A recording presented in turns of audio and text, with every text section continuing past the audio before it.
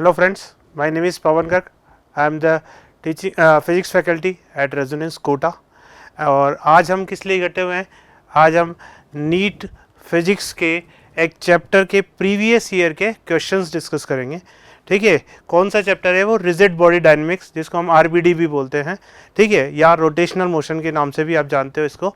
ठीक है, तो हम इस चैप्टर के आज प्रीवियस ईयर के क्वेश्चंस डिस्कस करेंगे। पिछले 4-5 सालों में इसमें कौन कौन से क्वेश्चंस आए हुए हैं, ठीक है, नीट के अंदर। ठीक है, उन क्वेश्चंस का हम यहाँ सॉल्यूशन डिस्कस करने वाले हैं। ठीक है, ओके, तो हम फर्स्ट क्वेश्चन से स्टार्ट करते हैं। फर्स्ट क्वेश्चन क्या है? A uniform rod of length 200 centimetre, ठीक है, mass 500 gram is balanced on a wedge. ठीक है, ये आपको वेज दिखाई दे रही है। इस वेज पर मार्किंग भी की हुई है। अकॉर्डिंग टू कोऑर्डिनेट सिस्टम ये 0 माना हुआ है। इसको 20 सेंटीमीटर 40 सेंटीमीटर पे आपको एक हिंज दे रखा है जो सपोर्ट सिस्टम है, इस रोड को सपोर्ट कर रहा है। इसके अलावा आपको बोला है कि mass of 2 kg suspended from the rod at 20 centimetre. 20 centimetre पे 2 kg का मास सस्पेंडेड है। इस रोड का मास 500 ग्राम है। 500 ग्राम है तो यानी किलोग्राम में कन्वर्ट करेंगे तो कितना जाएगा? 500 डिवाइडेड बाई 1000 यानी 0.5 g। ठीक है, 0.5 g के बराबर इसका वेट हो जाएगा। अच्छा, वेट कहाँ लगता है? तो वेट लगता है सेंटर ऑफ द बॉडी पर। तो सेंटर ऑफ द मास कितना होगा इसका? ये 200 सेंटीमीटर यानी 2 मीटर की रोड है, तो सेंटर आएगा 1 मीटर पर। 1 मीटर कहाँ आएगा? तो 40 सेंटीमीटर यहाँ है। ठीक है, तो 1 मीटर सपोज इस पॉइंट पर कहीं आ रहा है। ठीक है, तो इस पॉइंट पर अगर आ रहा है तो यहां से मैं 1 मीटर पे एक वेट लटका देता हूं इस बॉडी का, जो कितना है? 0.5 g। ठीक है, तो 0.5 मल्टीप्लाइड बाई जी। जी की वैल्यू अपन 10 ले लेते हैं। ठीक है, तो 0.5 इंटू 10 यानी कि 5 न्यूटन। 5 न्यूटन जो है वो इस पॉइंट पर लग रहा है। और ये दूरी कितनी होगी? ये टोटल 1 है। ठीक है, हमें हिंज पॉइंट से डिस्टेंस अगर बात करें या यहाँ पर लिख दे 1 मीटर, तो 1 मीटर मतलब क्या हो गया आपके? 100 सेंटीमीटर। ठीक है, 100 सेंटीमीटर पे आपने 5 न्यूटन का एक फोर्स लगा दिया जो कि इस बॉडी का वेट है। ओके, अच्छा, और आगे बात करें तो उसने बोला है कि 2 kg suspended from the rod at 20 centimetre. 20 centimetre पे 2 kg का ब्लॉक लटका हुआ है। ठीक है, यानी इसका वेट कितना हो जाएगा यहाँ पर? 2 इंटू जी, 2 इंटू 10 यानी 20 न्यूटन। आगे देखें हम, and another unknown mass m, ये अननोन मास m है, is suspended from the rod at 160 centimetre. 160 centimetre पे यहाँ पर अननोन मास है। ठीक है, तो वो कितना हो जाएगा आपके? mg। ठीक है, तो m इंटू 10, तो 10m लिख देता हूँ इसको। तो 10m के बराबर यहाँ पर अननोन मास है, उसका वेट लग रहा है। ठीक है, इसकी डिस्टेंस है 160 centimetre. As shown in the figure find the value of m such that the rod is in equilibrium. अब देखो ध्यान से, रोड इक्विलिब्रियम में है। इक्विलिब्रियम का मतलब ये हुआ कि उसका ट्रांसलेशनल इक्विलिब्रियम भी है और रोटेशनल इक्विलिब्रियम भी है, क्योंकि ये रोड रेस्ट पर है। ठीक है, तो यहाँ पर हम हमारे जो एक्सेलरेशन है लीनियर डायरेक्शन में तो 0 है ही सही, लेकिन साथ साथ इसमें रोटेशनल इक्विलिब्रियम भी है। इसका मतलब ये हुआ कि हिंज पॉइंट के अबाउट इन सारे फोर्सेस का जो टॉर्क है वो 0 आना चाहिए। ठीक है, तभी ये रोटेशनल इक्विलिब्रियम में होगी। तो अब इसके लिए क्या होगा? हमें डिस्टेंस चाहिए होगी। डिस्टेंस 20 न्यूटन वाला जो फोर्स है उसकी हिंज पॉइंट से डिस्टेंस कितनी हो जाएगी? तो ये 20 सेंटीमीटर है, ये 40 सेंटीमीटर है, तो यानी ये डिस्टेंस हो जाएगी 40 माइनस 20 यानी 20 सेंटीमीटर। मीटर में कन्वर्ट करेंगे क्योंकि सब चीज़ें अपने को एसआई सिस्टम में दे रखी है, तो यानी हमें इसको भी एसआई सिस्टम में लेना होगा। तो ये आ जाएगा 0.2 मीटर। ठीक है, 20 सेंटीमीटर डिवाइडेड बाई 100, तो 0.2 मीटर इसकी डिस्टेंस हो गई यहाँ से। अच्छा, और भी फोर्सेस है, उन सब की भी डिस्टेंस निकाल लेते हैं हिंज पॉइंट से। तो यहाँ पर 1 मीटर है, यहाँ 40 है, तो ये डिस्टेंस कितनी हो जाएगी? 100 सेंटीमीटर माइनस 40 यानी 60 सेंटीमीटर, तो ये हो जाएगा 0.6 मीटर। इसी तरह से अगर हम देखें तो ये 160 सेंटीमीटर है, ये 40 है, तो 160 माइनस 40 यानी कितना हो जाएगा? 120। ठीक है, तो ये कितना हो जाएगा? 1.2 मीटर। ओके, ये डिस्टेंस 1.2 मीटर हो गई। अब क्योंकि नेट टॉर्क 0 है, net torque about the hinge point हम बैलेंस कर देते हैं। तो इसकी वजह से अगर हम देखें तो ये फोर्स लगा रहा है नीचे, ठीक है, ये आर है, तो ये किधर घुमाने की कोशिश करेगा इसको, इस डायरेक्शन में। ये जो 20 न्यूटन है वो क्या करेगा, इस हिंज के अबाउट रोड को ऐसे टिल्ट करने की कोशिश करेगा। लेकिन ये जो दोनों फोर्स हैं, एक इस रोड का वेट और एक mg, ठीक है, ये दोनों फोर्स जो है वो इस रोड को इसके अबाउट इस तरह से टिल्ट करने की कोशिश करेंगे। तो ये वाला इधर ले जाना चाह रहा है, ये इधर ले जाना चाह रहे हैं, दोनों इक्विलिब्रियम में है, यानी कहीं नहीं जा रहा। तो इसका मतलब इसकी वजह से लगने वाला टॉर्क इन दोनों की वजह से लगने वाले टॉर्क के बराबर होना चाहिए और अपोजिट डायरेक्शन में होना चाहिए। तो अपोजिट डायरेक्शन में तो दिख ही रहा है हमें, है ना, बराबर कर देते हैं इसको। तो अगर मैं इसकी बात करें तो ये 20 Newton multiplied by perpendicular distance, torque क्या होता है, force into perpendicular distance. Force कितना है 20 न्यूटन, परपेंडिकुलर डिस्टेंस कितनी है 0.2, ठीक है, तो ये हो जाएगा 20 मल्टीप्लाइड बाई 0.2, ये आ जाएगा इस 20 न्यूटन का टॉर्क। अब बाकी इन दोनों से इसको बैलेंस कर लेते हैं, ठीक है। तो इसकी वजह से कितना टॉर्क लगेगा, 5 न्यूटन मल्टीप्लाइड बाई 0.6, जो कि इसको इधर की तरफ टिल्ट करने की कोशिश कर रहा है।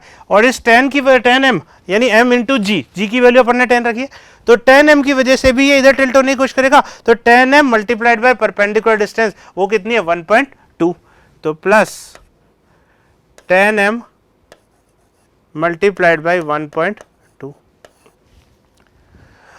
इन दोनों को बैलेंस कर लेंगे, ठीक है, तो हमें m की वैल्यू फाइंड आउट हो जाएगी। इसको करोगे तो ये आ जाएगा 4 इक्वल टू, ये कितना हो गया 3 प्लस, और ये कितना हो गया अपने पास 12 एम। 4 माइनस 3 1 हो जाएगा और 12 नीचे चला जाएगा, ठीक है, तो 1 इज इक्वल टू 12 एम, या this implies that M equal to कितना हो जाएगा 1/12, ठीक है। और सारी चीजें अपन ने SI यूनिट में कन्वर्ट करके लिखी है, तो मास भी SI यूनिट में आएगा, दैट इज kg। तो m की वैल्यू आ गई 1/12 kg, यानी थर्ड आंसर हमारा करेक्ट हो जाएगा। आई होप क्लियर हुआ। आगे बढ़े, चलो नेक्स्ट क्वेश्चन पे आते हैं।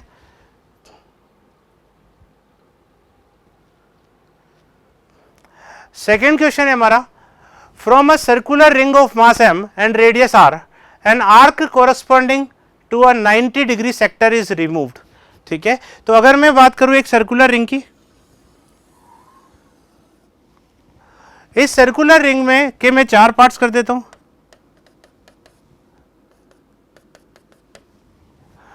तो ये बोल रहा है कि इसका 1 आर्क 90 डिग्री का जो आर्क है वो रिमूव कर दिया आपने, ठीक है। तो 90 डिग्री का अगर मैं आर्क इसमें से रिमूव करना चाहता हूं, तो यानी मुझे केवल 3 इतना पार्ट ही बनाना होगा, राइट, ठीक है। 90 डिग्री का आर्क मैंने रिमूव कर दिया, ठीक है, तो इसका मतलब जो मेरी रिंग है वो 3/4 ही रह गई। अच्छा, पूरी रिंग का मास आपको m दे रखा था, है ना, रेडियस r दे रखी थी। अब इसमें से 1/4 को हटा दिया, 90 डिग्री का एक सेक्टर रिमूव कर दिया, ठीक है, तो उस केस में जो बचा वो कितना बचा 3/4। अब पूरी रिंग का मास अगर m है तो 3/4 रिंग का मास कितना हो जाएगा 3/4m, तो 3m/4 ये रिंग का मास हो गया, right, okay. This moment of inertia of the remaining part, यानी ये जो 3/4 पार्ट बचा है इसका मोमेंट ऑफ इनर्शिया निकालना है about an axis passing through the centre of the ring and perpendicular to the plane of the ring, और that is given by kmr², और k की वैल्यू आपसे पूछी है, ठीक है। तो हमारा टारगेट क्या है, हमारा टारगेट है कि यार ये जो 3/4 पार्ट है ना, इस 3/4 का मोमेंट ऑफ इनर्शिया निकाल लेते हैं अपन, ठीक है। तो हम इस 3/4 पार्ट का मोमेंट ऑफ इनर्शिया निकाल लेते हैं, किसके अबाउट, सेंटर पार्ट के अबाउट, सेंटर के अबाउट, ठीक है। अब याद करो अपन ने सीखा था कि अगर मान लो कोई भी रिंग है उसका सेंटर के अबाउट मोमेंट ऑफ इनर्शिया कितना आता है mr², पर हमने पढ़ा था कि अगर रिंग की जगह कोई आर्क भी है और इस आर्क का सेंटर के अबाउट मोमेंट ऑफ इनर्शिया निकालना है, पर इसका आर्क का मास मान लो स्मॉल m है, तो हमने कहा था कि भाई इसका कितना भी छोटे से छोटा एलिमेंट भी है उसका जो मोमेंट ऑफ इनर्शिया आएगा वो आएगा mr², और ऐसे बहुत सारे छोटे छोटे छोटे एलिमेंट्स को जोड़ोगे, D M R square D M R square D M R square D M R square, तो टोटल करोगे तो वो इस एम आर स्क्वायर के बराबर ही आएगा। यानी कि अगर पूरी रिंग का मास एम है तो भी moment of inertia M R square आ रहा है, और अगर 3/4 रिंग का मास सपोज एम डैश है तो उस केस में इसका कितना आएगा moment of inertia, M dash into R square. अब यहाँ एम डैश कितना है 3m/4, यानी इसका जो मोमेंट ऑफ इनर्शिया आएगा सेंटर के अबाउट वो कितना आएगा 3m/4 इंटू आर स्क्वायर। तो हम इसका मोमेंट ऑफ इनर्शिया अगर लिखना चाहें तो मोमेंट ऑफ इनर्शिया आएगा, मास हो गया 3m/4 और पूरे मास की जो सेंटर से डिस्टेंस है वो तो आ रही है, चाहे यहां वाला मास ले लो, चाहे यहां वाला, यहां वाला, यहां वाला, ठीक है, तो कोई सा भी मास ले लो उसकी डिस्टेंस तो वही है। इसका मतलब मोमेंट ऑफ इनर्शिया तो सबकी वजह से ऐड ही होगा, इसलिए टोटल मोमेंट ऑफ इनर्शिया कितना आ जाएगा, टोटल मास 3m/4 इंटू सबकी जो डिस्टेंस है दैट इज आर स्क्वायर। अब 3m/4 इंटू आर स्क्वायर, ये इस सेक्टर की वजह से मोमेंट ऑफ इनर्शिया आया सी के अबाउट, और वो उन्होंने दिया है k into M R square के, तो इसको मैं इक्वेट कर देता हूं k into M R square से। अगर मैं इसको k into M R square से इक्वेट करूं तो k की वैल्यू कितनी आ जाएगी, एम आर स्क्वायर कट जाएगा, k की वैल्यू कितनी आ रही है 3/4, तो k की वैल्यू 3/4 यानी फोर्थ हमारा आंसर हो जाएगा। क्लियर हुआ सबको, आगे बढ़े। ओके, नेक्स्ट क्वेश्चन देखा जाए तो ये इस चैप्टर में पूछा हुआ सबसे इजी क्वेश्चन है, डायरेक्ट फॉर्मूला बेस्ड है।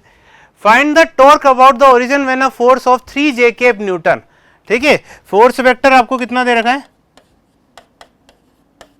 3 j cap newton, and on a particle whose position vector is 2 k cap metre, यानी आर वेक्टर की वैल्यू आपको कितनी दे रखी है 2 k केप, ठीक है। तो जो टॉर्क है ओरिजिन के अबाउट, ओरिजिन से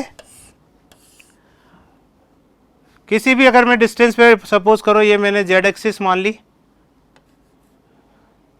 और सपोज ये वाई एक्सिस है, ठीक है, तो उस केस में ये पॉइंट कहां पर होगा 2 k केप पर,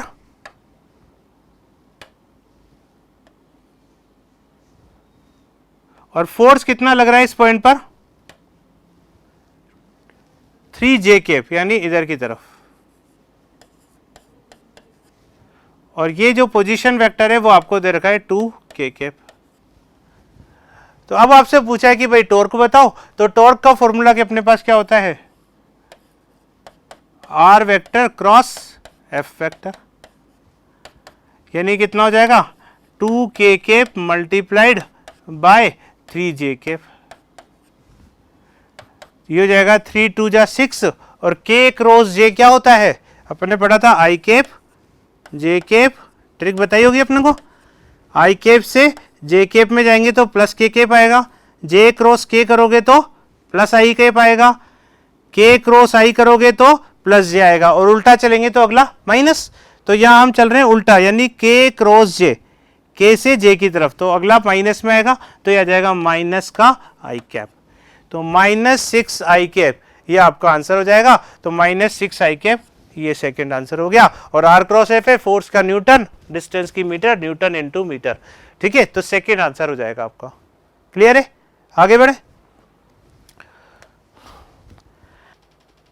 ओके, तो नेक्स्ट क्वेश्चन है फोर्थ क्वेश्चन, देखते हैं फोर्थ क्वेश्चन में क्या कह रहा है ये, a solid cylinder of mass 2 kg and radius 50 centimetre rolls up an inclined plane of angle of inclination 30 degree. तो ये सपोज मैंने एक इंक्लाइंड प्लेन बनाया, ये 30 डिग्री है, इस पे मैंने एक सॉलिड सिलेंडर बना दिया,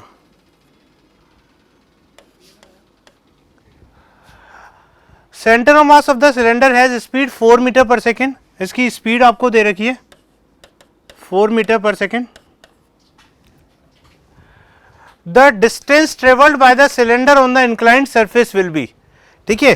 तो ये यहां पर जाके जैसे जैसे ये ऊपर जाएगा क्या होगा, इसकी स्पीड कम होती जाएगी, स्पीड कम होती जाएगी तो कभी ना कभी ये रुकेगा, तो इसने इंक्लाइंड प्लेन पर कितनी डिस्टेंस ट्रेवल की वो आपको पूछा है, यानी एल मैंने मान लिया, तो इस एल की वैल्यू आपसे पूछी है। क्लियर है।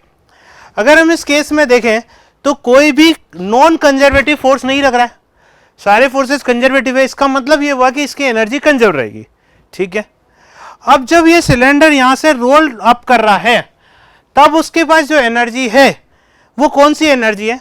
तो इसमें दो एनर्जी है, एक तो इसकी लीनियर मोशन के कारण जो एनर्जी है लीनियर काइनेटिक एनर्जी, और इसको हम ट्रांसलेशनल काइनेटिक एनर्जी भी बोलते हैं, और एक इसके रोटेशनल मोशन की वजह से, ठीक है, यानी रोटेशनल काइनेटिक एनर्जी।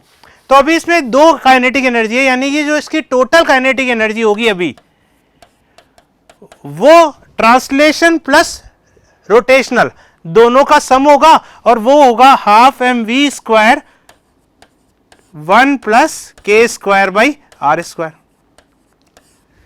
ये टोटल काइनेटिक एनर्जी अभी की होगी, ठीक है, जब ये यहां से रोल कर रहा है।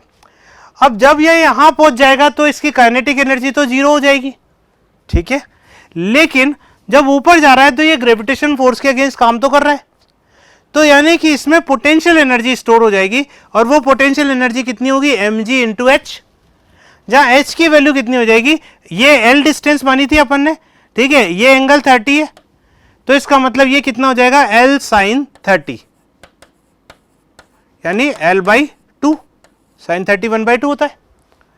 तो इसका मतलब हम इसके एनर्जी कंजर्वेशन लगाए between points A and B, तो A पॉइंट पर सारी एनर्जी किस फॉर्म में? काइनेटिक एनर्जी की फॉर्म में। यहां मैंने पोटेंशियल एनर्जी को जीरो माना है, ठीक है, क्योंकि ये मेरा रेफरेंस पॉइंट कंसीडर कर रहा हूं, सबसे लोएस्ट पॉइंट मेरी प्रॉब्लम का यही है, इसलिए इसे रेफरेंस पॉइंट कंसीडर कर सकता हूं। तो यहां पर पोटेंशियल एनर्जी की वैल्यू कितनी है? पी इनिशियल इक्वल टू 0, के फाइनल कितनी है? 0, क्योंकि अपन ने हाईएस्ट पॉइंट निकाला जहां वो रुक जाएगी, और पीई फाइनल कितनी होगी? वो होगी M G into H, H की वैल्यू कितनी है? एल बाई 2, तो एम जी एल बाई 2। अब एनर्जी कंजर्वेशन लगा देते हैं अपन, मैकेनिकल एनर्जी कंजर्वेशन अगर हम लगाएं तो ये हो जाएगा half M V square, value डालता चलो, हाफ एम, एम कितना है मास इसका? 2 kg, इंटू वी स्क्वायर यानी 4 का स्क्वायर, 4 मीटर पर सेकेंड आपको स्पीड दे रखी है, ये हो गया half M V square 1 plus K square by R square. अब ये क्या है? एक सॉलिड सिलेंडर, सॉलिड सिलेंडर के लिए जो मोमेंट ऑफ इनर्शिया होता है वो कितना होता है? M R square by 2 equal to M K square put करेंगे, तो इससे K square by R square की वैल्यू कितनी आ गई? 1/2, तो यानी हो जाएगा 1 प्लस 1/2। ये हो गई total K initial plus P initial 0 equal to K final 0 plus P final कितना हो गया? M G into L by 2, ठीक है, M G into L by 2। Mass कितना है?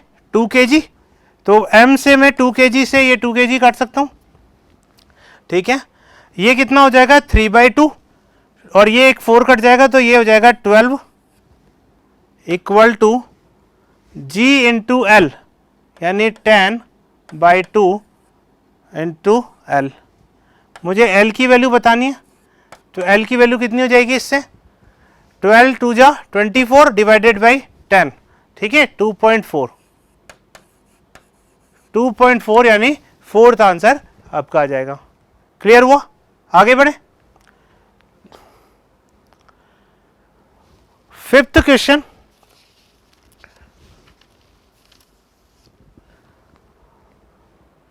a disc of radius 2 meter and mass 100 kg rolls on horizontal floor. Its center of mass has speed 20 centimeter per second. How much work is needed to stop it?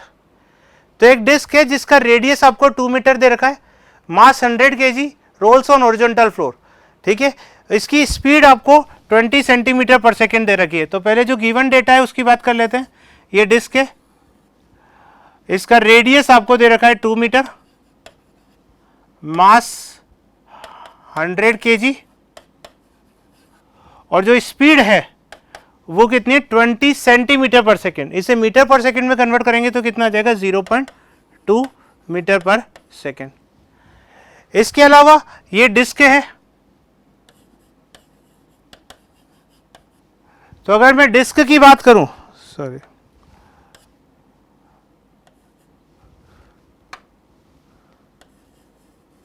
तो disc की बात करूं तो disc का moment of inertia कितना होता है, mr²/2। इसको मैं k² mk² के बराबर रख दूं तो इससे मेरे पास k²/r² की वैल्यू कितनी आ जाएगी, 1/2। k²/r² की वैल्यू 1/2 आ गई। अच्छा, अब मुझे क्या करना है, इसको रोकना है, ठीक है। तो अगर मैं इसको रोकना चाहता हूं तो मुझे कितना वर्क डन करना पड़ेगा, तो वर्क जो करना पड़ेगा वो चेंज इन काइनेटिक एनर्जी के बराबर होगा। तो फाइनली ये रुक गई, इसका मतलब काइनेटिक एनर्जी कितनी हो गई इसकी, 0। तो 0 माइनस के इनिशियल कितना होगा, रोलिंग मोशन है तो अपन ने पढ़ा था half mv² into 1 plus r, half mv² into 1 plus k²/r²। Value डाल देते हैं, माइनस का हाफ m की वैल्यू 100 इंटू v² यानी 0.2 का स्क्वायर 1 प्लस k²/r² की वैल्यू आ जाएगी 1/2। तो ये हो जाएगा आपके 3/2, ठीक है। इसको सॉल्व करोगे तो आएगा -3 जूल।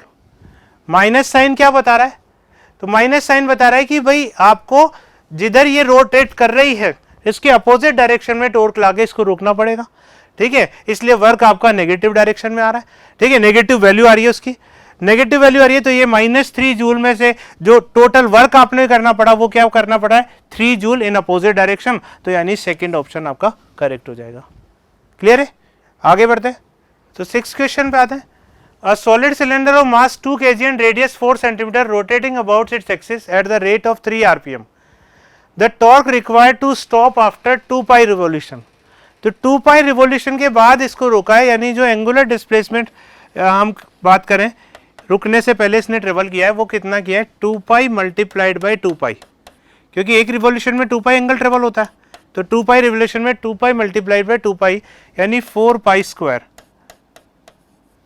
इतना एंगुलर डिस्प्लेसमेंट इसमें ट्रेवल हो जाएगा। ओके, अब वो बोल रहा है कि इसको रोकने के लिए, तो इसको रोकने के लिए आपको टॉर्क कितना रिक्वायर्ड होगा, यानी अपोजिट डायरेक्शन में टॉर्क कितना लगाना पड़ेगा। तो क्योंकि ये रोटेशनल मोशन कर रहा है, ठीक है, तो यानी इसकी जो काइनेटिक एनर्जी होगी वो हाफ आई ओमेगा² होगी, और जब ये रुक जाएगी तो 0 हो जाएगी। यानी हम कह सकते हैं वर्क एनर्जी थ्योरम लगाएं तो tau into delta theta equal to 0 minus half I ओमेगा²,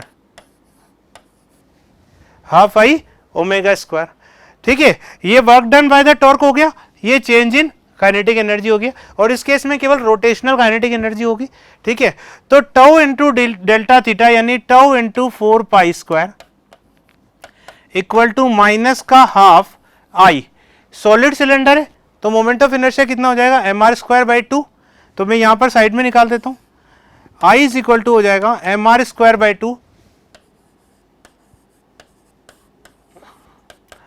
m कितना है 2 kg, r कितना है 4 सेंटीमीटर यानी 0.04 का स्क्वायर बाय 2।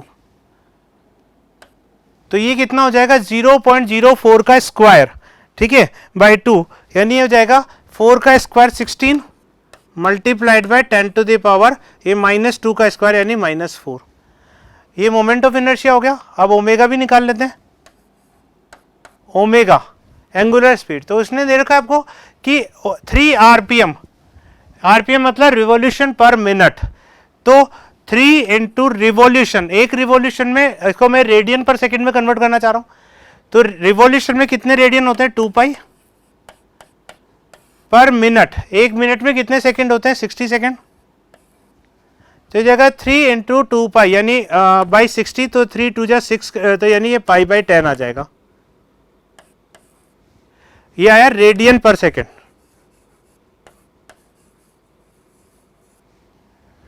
अब इसकी वैल्यू डाल देते हैं, तो I की वैल्यू है 16 multiplied by 10 to the power -4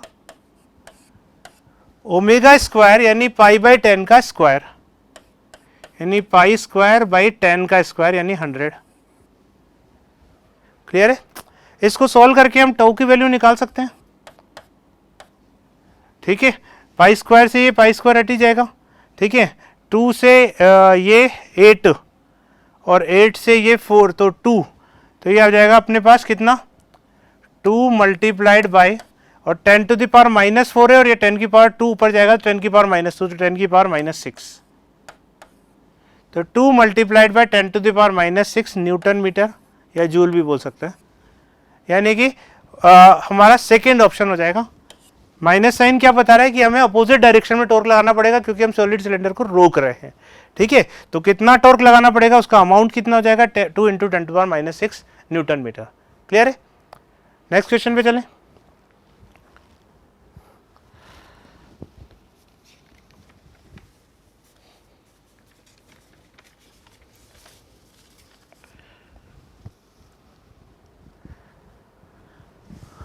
Next question is 7th. A solid sphere is rotating freely about symmetric axis in free space. The radius of a sphere is increased keeping its mass same. ठीक है, ध्यान रखना mass same है, radius बढ़ रही है। Which of the following physical quantity would remain constant over the sphere? तो इस केस में अगर हम देखें तो ये जो सॉलिड स्फीयर है इस पे बाहर से कोई टॉर्क नहीं लग रहा, ठीक है, कोई फोर्स नहीं लग रहा, कोई टॉर्क नहीं लग रहा, बस उसका रेडियस बढ़ रहा है, ठीक है, किसी भी तरीके से। तो इस केस में क्या हुआ कि टॉर्क अगर 0 है, टाउ नेट इज 0, तो मैं कह सकता हूं कि इसका जो एंगुलर मोमेंटम है वो कंजर्व रहेगा, यानी एल इक्वल टू कॉन्स्टेंट हो जाएगा। एंगुलर मोमेंटम कॉन्स्टेंट हो गया, यानी सेकेंड आंसर आ जाएगा। अगर मैं और दूसरे भी चेक करना चाहूं तो इसका जो मोमेंट ऑफ इनर्शिया आएगा वो कितना आएगा, I equal to solid sphere है 2/5 mr²। अब ऑब्वियसली आप कह रहे हो कि मास कांस्टेंट है लेकिन रेडियस बढ़ रही है, तो अगर रेडियस बढ़ रही है तो यानी मोमेंट ऑफ इनर्शिया बढ़ेगा। मोमेंट ऑफ इनर्शिया बढ़ रहा है यानी कि ये ऑप्शन गलत हो गया, ठीक है, ये कांस्टेंट नहीं रहेगा। इसके अलावा अपन ये जानते हैं कि भाई एल, अगर मैं बात करूं एंगुलर मोमेंटम की, तो angular momentum L equal to क्या होगा, आई इंटू ओमेगा। अब अगर L कांस्टेंट है और I चेंज हो रहा है यानी I बढ़ रहा है तो ओमेगा की वैल्यू घटेगी, यानी एंगुलर वेलोसिटी भी कांस्टेंट नहीं है, तो ये भी गलत हो गया। रोटेशनल काइनेटिक एनर्जी की बात करते हैं, तो रोटेशनल काइनेटिक एनर्जी वो कितनी हो जाएगी आपके, हाफ आई ओमेगा स्क्वायर, और इसको हम क्या लिख सकते हैं, L square by 2I। L तो कांस्टेंट है लेकिन I चेंज हो रहा है, ठीक है, I चेंज हो रहा है तो इसका मतलब अगर मैं I को बढ़ाऊंगा तो उस केस में काइनेटिक एनर्जी डिक्रीज हो जाएगी, ठीक है। तो इसका मतलब ये भी चेंज हो रही है, तो ये भी नहीं हो सकता आंसर। तो इसका मतलब आंसर क्या हो सकता है, केवल एंगुलर मोमेंटम। ओके,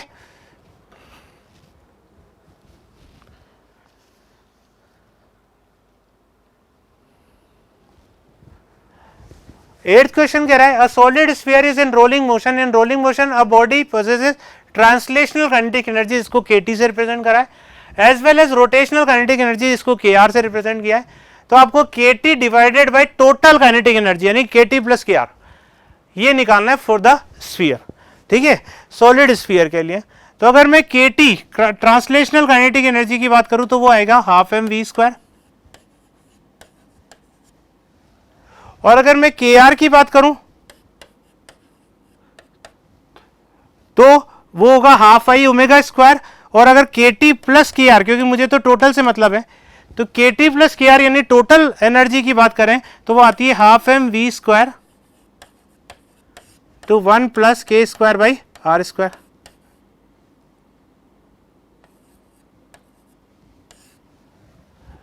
तो half mv² into 1 plus k² by r²। अब ये सॉलिड स्फीयर है तो सॉलिड स्फीयर का k² बाई r² कितना होता है, 2/5।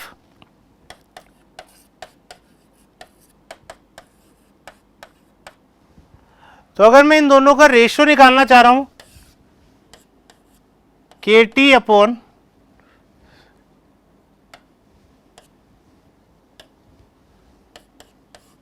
KT plus KR,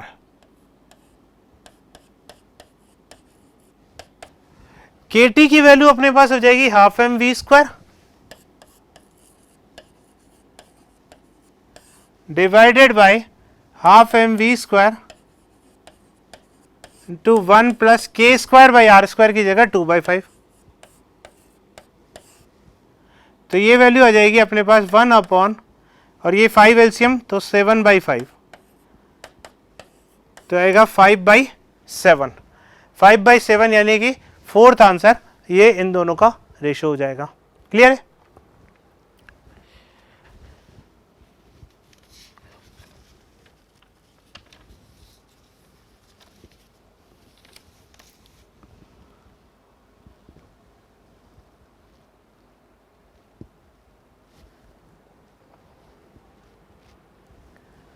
Next question. Two discs of same moment of inertia rotating about their angular axis, passing through center and perpendicular to the plane of the disc with angular velocity omega 1 and omega 2. They are brought in contact face to face coinciding the axis of rotation. The expression for loss of energy during process. ठीक है, हमें निकालना क्या है? Loss of energy. तो पहले हम question को समझें। अगर तो दो डिस्क है,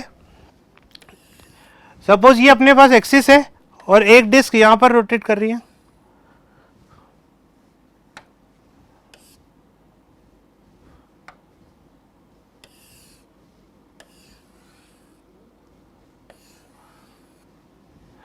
इन दोनों डिस्क का जो मोमेंट ऑफ इनर्शिया वो सेम दे रखा है, यानी आई और आई ले लेते हैं, और इसकी जो एंगुलर स्पीड है वो ओमेगा 1 और ओमेगा 2 है। They are brought in contact face to face, यानी कि बाद में दोनों के दोनों एकदम पास पास आ गई, चिपक गई एक दूसरे से, दोनों एक दूसरे से चिपक गई, तो ऑब्वियसली अब ये दोनों सेम एंगुलर स्पीड मान लो ओमेगा से रोटेट करेंगे।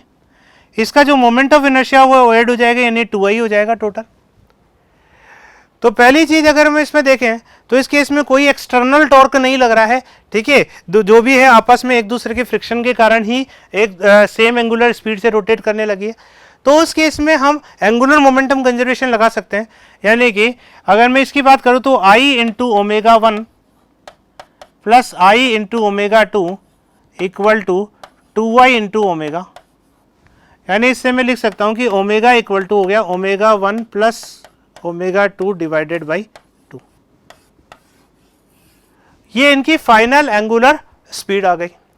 अब अगर मैं बात करता हूं कि मुझे तो निकालना है लॉस ऑफ एनर्जी, ठीक है, लॉस ऑफ एनर्जी मतलब लॉस ऑफ काइनेटिक एनर्जी निकालेंगे, ठीक है। तो अगर हम इसमें दो कंडीशन पता करेंगे, पहले वाली काइनेटिक एनर्जी और बाद वाली काइनेटिक एनर्जी, और मुझे लॉस निकालना है, मतलब कि के इनिशियल में से के फाइनल को सबट्रैक्ट करना होगा, ठीक है। अब क्योंकि ये रोटेशनल मोशन हो रहा है तो मैं के इनिशियल क्या होगा, तो के इनिशियल अब क्या हो जाएगा, half I omega 1 square plus half I omega 2 square.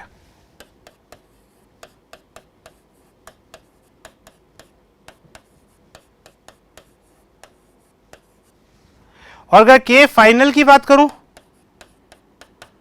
तो हाफ आई, आई कितना हो जाएगा 2i के बराबर, मल्टीप्लाइड बाई ओमेगा स्क्वायर, तो ओमेगा स्क्वायर की वैल्यू आ जाएगी ओमेगा 1 प्लस ओमेगा 2 अपॉन 2 का होल स्क्वायर। मुझे लॉस ऑफ एनर्जी निकालना है,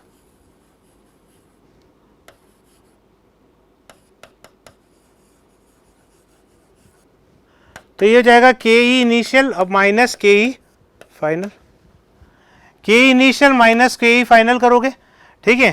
तो इस केस में अगर मैं बात करूं तो हाफ आई, इसमें omega 1 square plus omega 2 square हो जाएगा,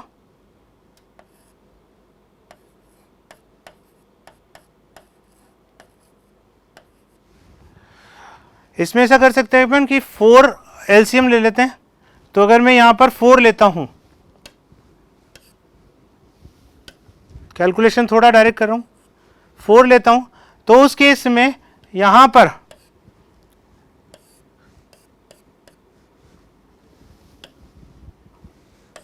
इसमें 4 अगर मैं लेता हूं एलसीएम में, ठीक है, तो यहां पर 2 ओमेगा 1 स्क्वायर हो जाएगा प्लस 2 ओमेगा 2 स्क्वायर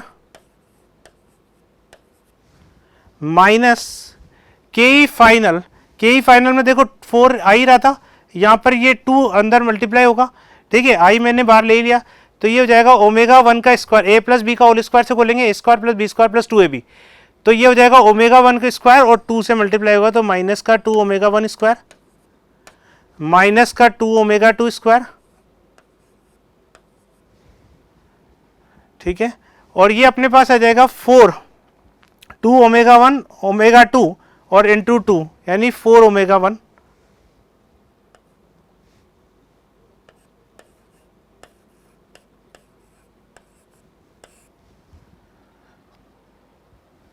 और यहाँ पर 4 के बाद एक 2 यहाँ पर बच जाएगा, तो यानी कि यहाँ पर divided by 2 divided by 2 and divided by 2, ठीक है। और a प्लस बी का होल स्क्वायर, ये माइनस जो है इससे मल्टीप्लाई होगा तो इस केस में यहाँ पर भी माइनस आ जाएगा। तो इसको हम सॉल्व करेंगे, तो देखो ध्यान से देखें तो 2 ओमेगा 1 स्क्वायर में से एक ओमेगा 1 स्क्वायर कटेगा तो एक ओमेगा 1 स्क्वायर हो जाएगा, 2 ओमेगा 2 स्क्वायर में से एक ओमेगा 2 तो omega 1 square plus omega 2 square minus का 2 ओमेगा 1 ओमेगा 2, यानी ये बन जाएगा I/4 into omega 1 minus omega 2 का होल स्क्वायर, तो ओमेगा 1 माइनस ओमेगा 2 का होल स्क्वायर इंटू I/4, यानी कि फर्स्ट ऑप्शन आपका करेक्ट हो जाएगा।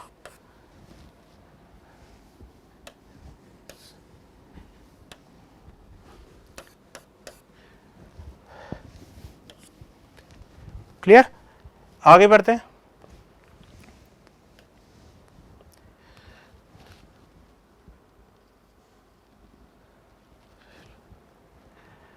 टेंथ क्वेश्चन कह रहा है rope is wound around a hollow cylinder of mass 2 kg and radius 40 centimetre. तो अगर मैं यहाँ पर एक होलो सिलेंडर लेता हूँ, इसका मास दे रखा है आपको कितना 3 kg and radius is 40 centimetre, यानी रेडियस को 0.4 मीटर ले सकते हैं। What is the angular acceleration of the cylinder if the rope is pulled by force of 30 Newton. ठीक है, यहां से एक रोप जो है वो 30 न्यूटन का फोर्स लगा रही है। तो अगर मैं इस केस में देखूं, मुझे एंगुलर एक्सेलरेशन यानी अल्फा फाइंड आउट करना है, तो ये जो टॉर्क लगा रहा होगा वो कितना होगा, force into perpendicular distance F into R, ठीक है, इसके अबाउट इस पे टॉर्क लगा रहा होगा equal to I into alpha. ठीक है, अब अगर मैं इससे निकालना क्या चाहता हूँ अल्फा, तो अल्फा इज इक्वल टू हो जाएगा F into R divided by I. F है 30 न्यूटन, आर कितना है 0.4, आई।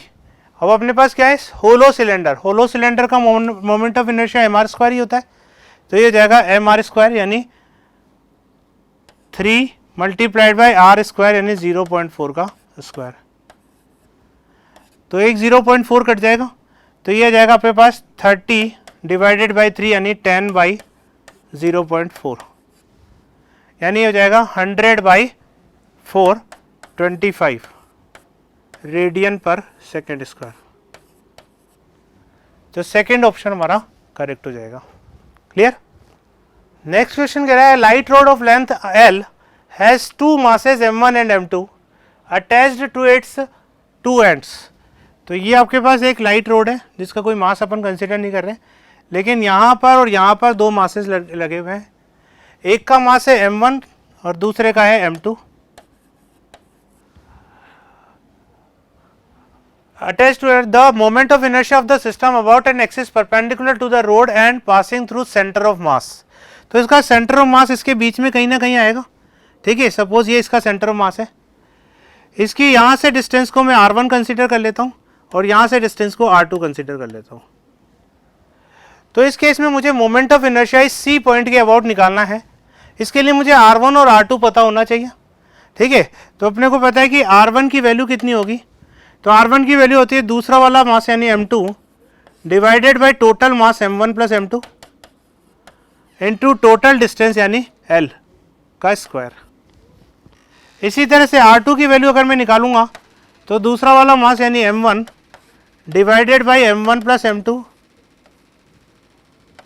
इनटू टोटल डिस्टेंस यानी L।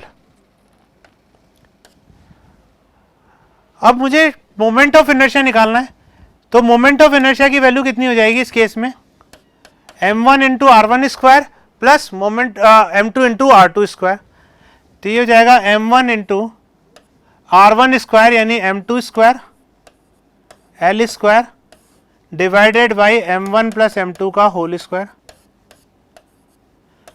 Plus moment of inertia m2 into r2 square, r2 की जगह ये डाल देंगे तो m1 square l square divided by m1 plus m2 का होल स्क्वायर। अगर मैं इसमें से m1 m2 l square divided by m1 plus m2 का होल स्क्वायर ये कॉमन लेता हूं तो इधर बचेगा m2 और इधर बचेगा m1, तो एक स्क्वायर जो है वो इस पूरे से कट जाएगा, यानी अपने पास आएगा m1 m2 divided by m1 plus m2 into l square. ठीक है, तो ये हमारा सेकंड ऑप्शन आ जाएगा। Clear?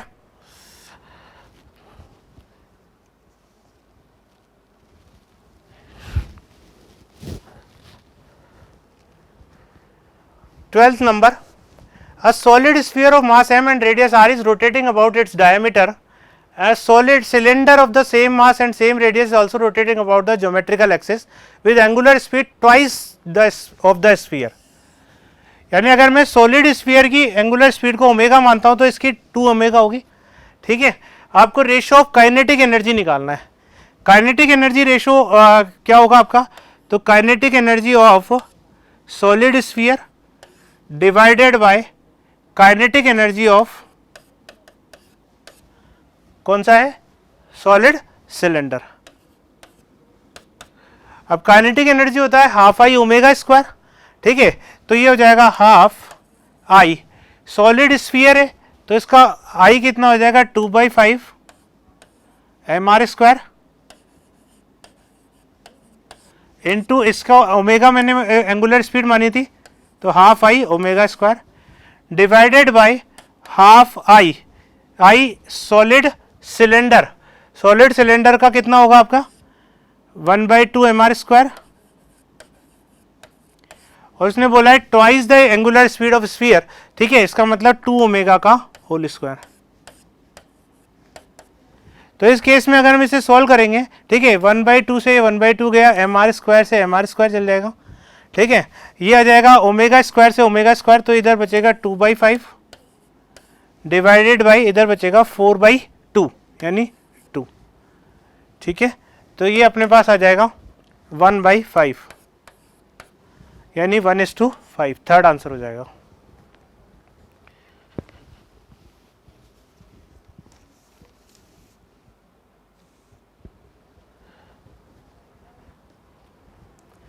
Thirteen question, two rotating bodies A and B of masses m and 2m with moment of inertia IA and IB equal kinetic energy, kinetic energy equal है भाई, LA and LB are the angular momentum, और आपको LA और LB में comparison करना है। ठीक है, L मतलब एंगुलर मोमेंटम, तो एंगुलर मोमेंटम में अपने को कंपैरिजन करना है। ठीक है, तो अगर मैं इसमें बात करूं तो काइनेटिक एनर्जी जो होगी, kinetic energy L square by 2I के बराबर होगी।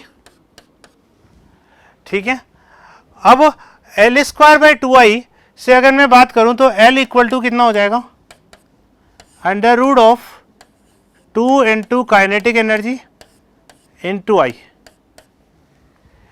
उसने बोला है इक्वल काइनेटिक एनर्जी, यानी कि काइनेटिक एनर्जी की वैल्यू कांस्टेंट है, 2 तो कांस्टेंट होता ही है। इसका मतलब मैं कह सकता हूं कि L directly proportional to √I होगा। L directly proportional to √I है, तो if LA and LB be the angular momentum, ठीक है, तो एंगुलर मोमेंटम में कन्वर्ट आपको बोला है कि IB is greater than IA। अगर IB बड़ा है तो डायरेक्टली प्रोपोर्शनल है, तो यानी LB will be greater than LA। Exact value हम फाइंड आउट नहीं कर सकते, लेकिन ये बता सकते हैं कि B का एंगुलर मोमेंटम ज्यादा होगा, तो LB is greater than LA, यानी फोर्थ आपका आंसर हो जाएगा। ठीक है, तो इस तरह से अपन ने 2016 तक के जितने भी नीट के क्वेश्चंस थे, ठीक है, जो RBD चैप्टर यानी रिजिड बॉडी डायनेमिक्स या रोटेशनल मोशन चैप्टर में आए थे, उनको अपन ने सॉल्व किया। ठीक है, आई होप कि आपको सारी चीज़ समझ में आई होगी और प्रीवियस 5 ईयर्स क्वेश्चन एटलीस्ट हमें हर एग्ज़ाम देने से पहले एक बार देखने चाहिए कि किस तरह के क्वेश्चन इस चैप्टर में पूछे जा रहे हैं। ठीक है, तो इस तरह के और भी चैप्टर्स हम एक एक करके लेके आएंगे। ठीक है, आज हम इस चैप्टर के लिए इतना ही रखते हैं। Thank you so much.